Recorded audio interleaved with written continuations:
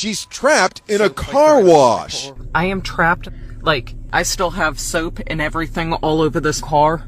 All the doors are closed. It's a fully automated car wash. Yep, that means there are no workers to let her out. I'm pushing the emergency button. Door is not opening. I cannot get out. Can someone let me out?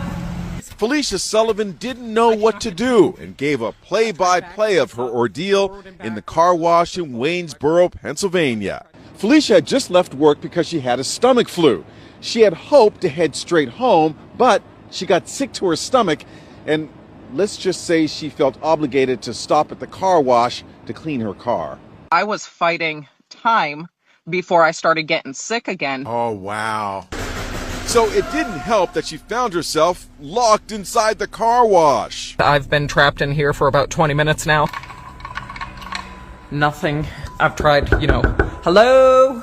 I've been in here going on 30 minutes now. Doors will not open. How long were you stuck inside? 57 minutes. 57 minutes? Yes.